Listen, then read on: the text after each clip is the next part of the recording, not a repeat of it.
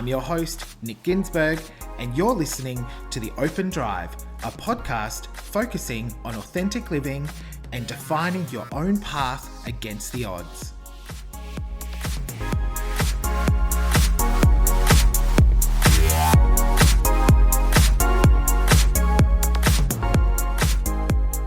Hi there, welcome to episode 10. We're in double digits. How exciting. Welcome back to everyone who's listening. Thank you so much for tuning in. And welcome to any new listeners. It's lovely to have you. Welcome to the family. Just a reminder before we dive in, if you enjoy this podcast, please make sure you share it with your family and friends. I want to reach as many people as I can. So please help me do that so that I can help those that need it with sharing my story and hearing my story. I hope it helps some people.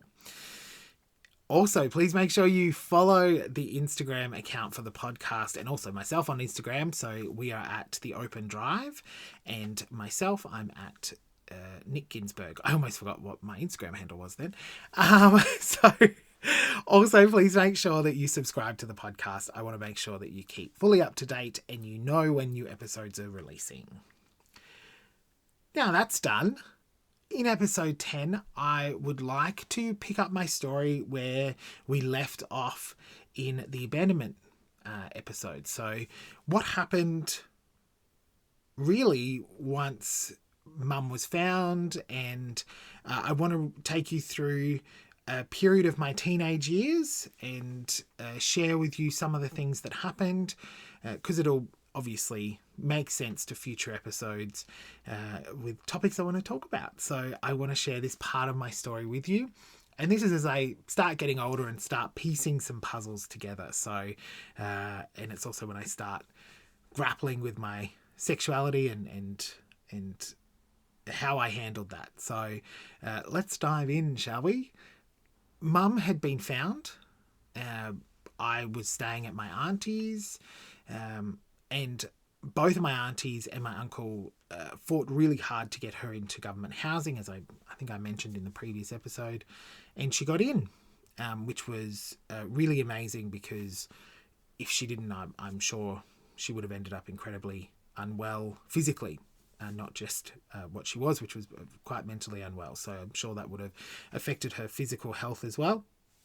So I was living with my aunt and uncle at the time, and they're truly amazing people, and they lived at the very, very north end of the Gold Coast. So they lived in a suburb called Gavin, and I used to catch the bus, I think it was like an hour to get to school, which I was down near Broadbeach on the Gold Coast, and I would go to high school and go back and forth and do all of that. And I was actually living with them when September 11 happened. I vividly remember walking out of where I was staying at their place and seeing it on TV. I think it's one of those moments where it's kind of seared in your memory, and everybody remembers exactly where they were and when they found out and when they saw it unfolding. So I was there. I was at my aunt and uncle's place.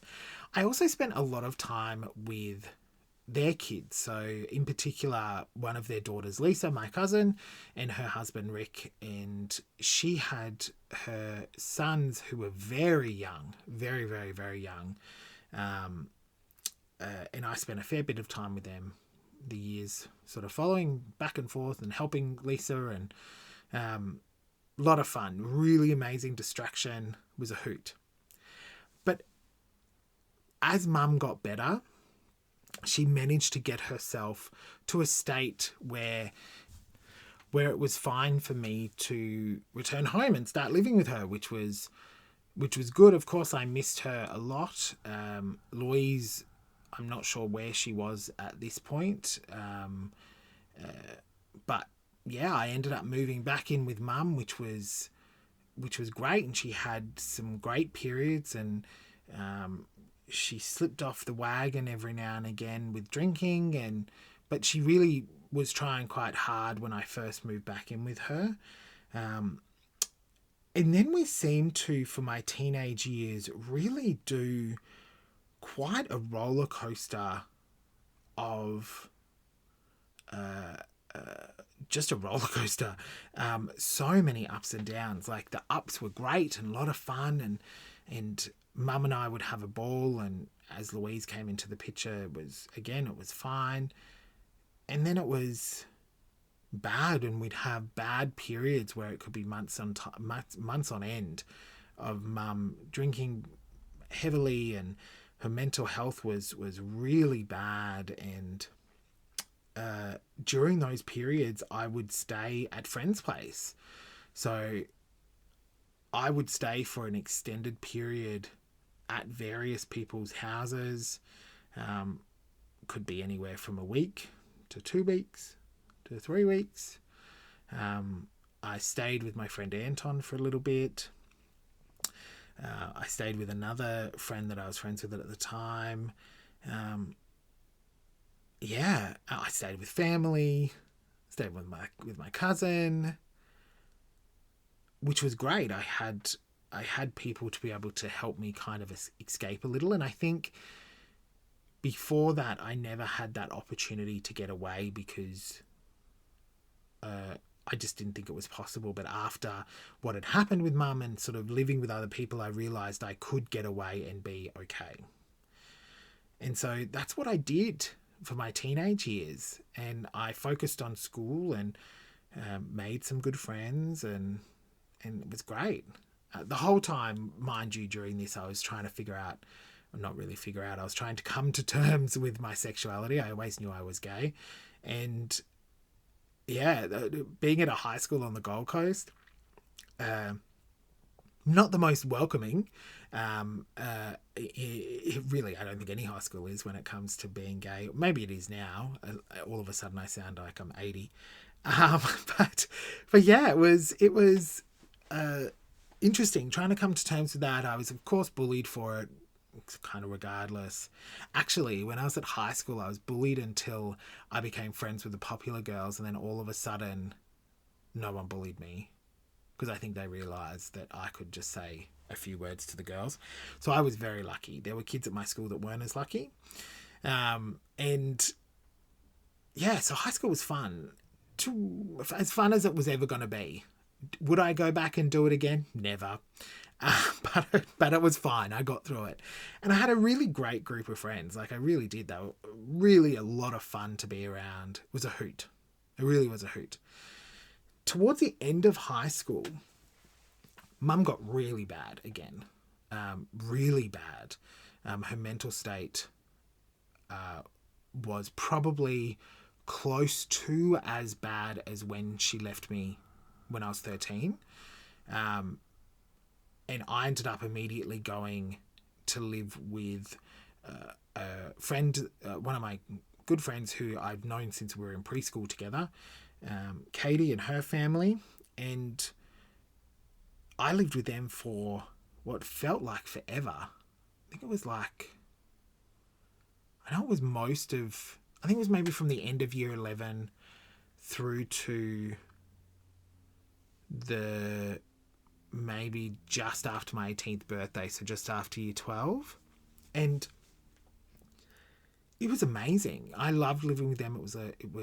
They were so warm and so welcoming, but exactly what I was talking about in some of the previous episodes, this feeling of being a burden, that was hard. Like I felt like an outsider, and it was through no action of theirs, but I felt like an outsider. I didn't feel like I belonged in the house, and I felt like they were doing me favours. And none of that, I'm sure none of that was true. It was all predominantly in my head. But that really wore on me. And as I got older, I think my self-worth really took a hit around all of this stuff. And I didn't really have a high sense of self-love at that point. Teenage years are rough regardless. I mean, hormones are ridiculous. I mean, the fact that we go through it, batten down the hatches, that was not fun. But yeah, I didn't have a huge feeling of self-love. And I remember it was like this. I'd always had this feeling like I would be kind of alone my whole life. And so when I turned 18 and things was getting to a point where I needed to leave Katie's place. And I moved back in with Mum, and I was going out clubbing and I was working, and I started meeting boys, and yeah, I never thought that I would find someone. And I dated boys. I dated a few people.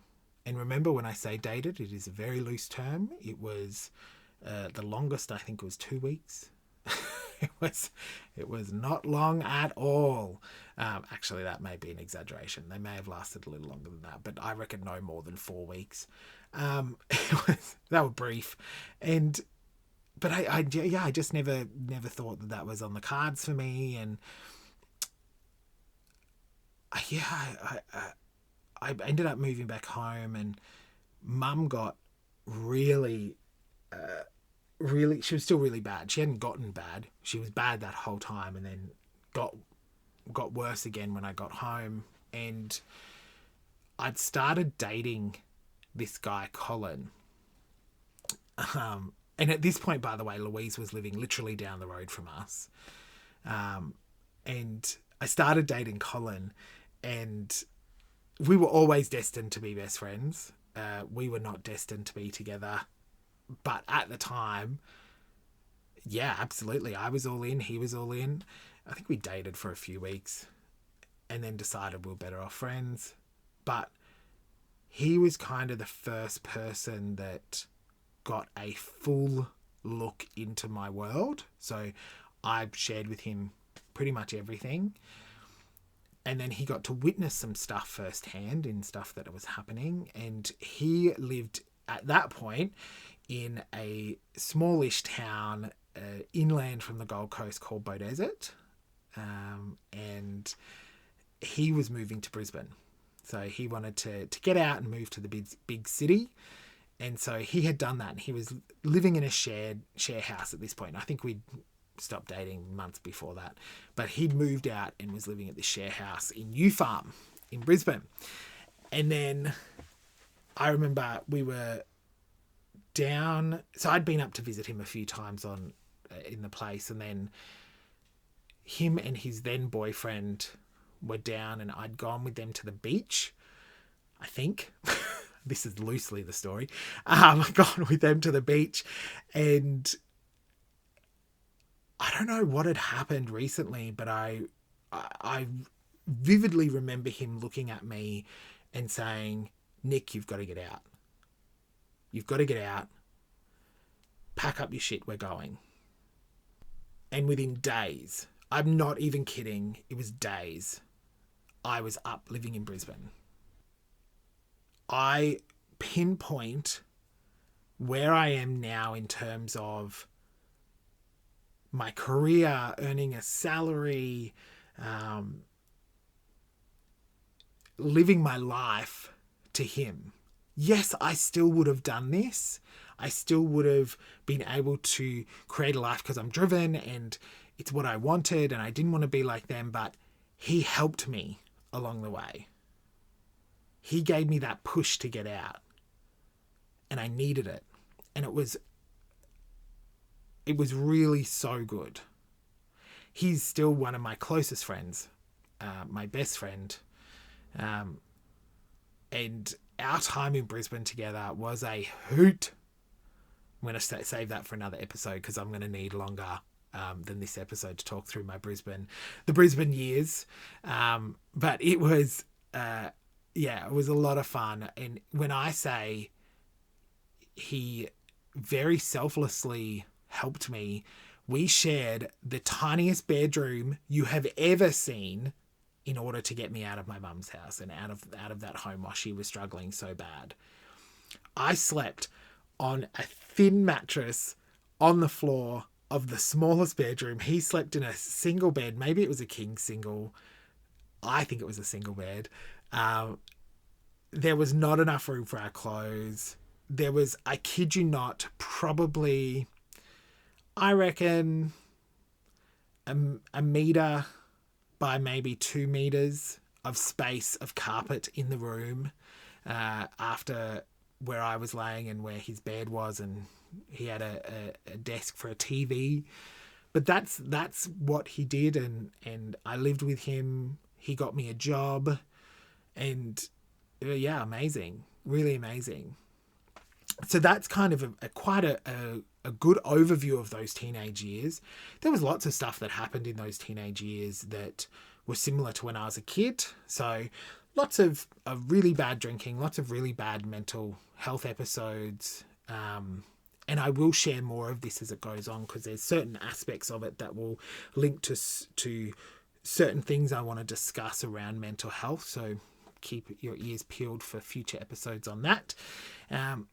But yeah, so this is an overview of my teen years, my formative years, figuring out who I was.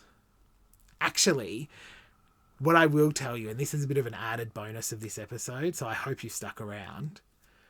Let me share with you my coming out story.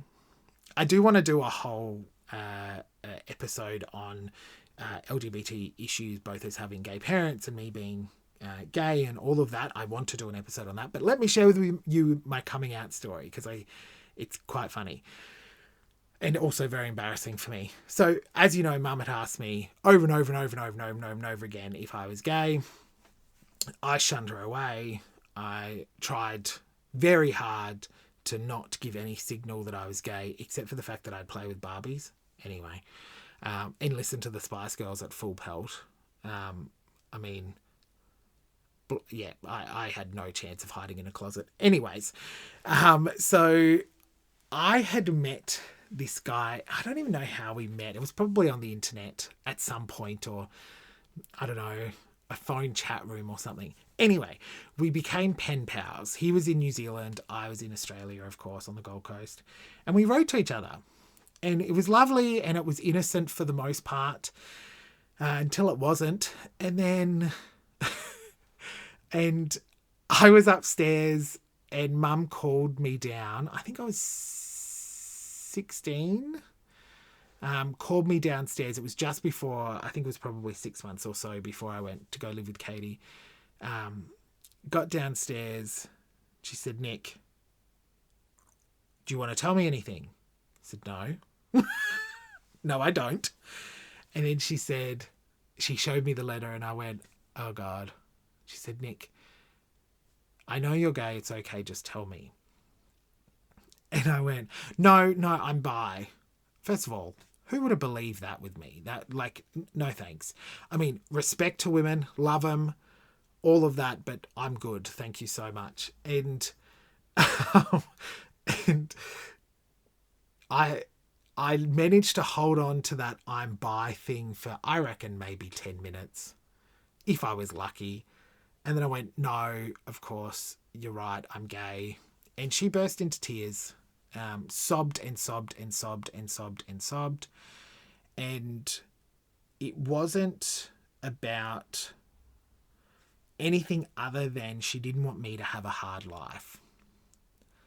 She wanted me to have a carefree life, ironically. She wanted to, I know it was all from a very good place, but she wanted me to have a carefree life. And she knew that it wouldn't be carefree. And so she, she really struggled with it for probably, I reckon, only maybe 2 hours, and then she was fine. Of course, I mean, she's a lesbian. I mean, how upset could she be in reality? So that was my coming out story right in the middle of my teen years. Wow. Not how I'd planned on coming out, I can tell you that. Mum reading a letter, and the letter was not PG. It was not rated PG. So that was mortifying, probably more so than me coming out to my mum. Anywho. And it wasn't my letter, thank God. It was his letter to me, but still, it was bad. It was bad. So anyway, so that's my coming out story. The probably more than you bargained for. So I hope you enjoyed this episode. I hope it gives you a bit of a glimpse more into me. This will just keep on opening up and up and up and up and up. And I hope you have a fantastic time, whatever it is you're doing at the moment. And remember, if you enjoyed this, please make sure you share it. And make sure you're following me on Instagram. So follow the podcast at The Open Drive and follow me at Nick Ginsberg. And I can't wait to chat to you all in the next episode. And finally, please pop me a DM, a direct message. When you follow me, let me know your story. Let me know a little bit about yourself. Because I want this to be a two-way street. So you get to listen to me. I want to hear some of your stuff. You are part of the family now, so I need to get to know you. So make sure you flick me a message. All right. Enjoy. I will chat to you in the next episode. Thanks again for listening. See you later.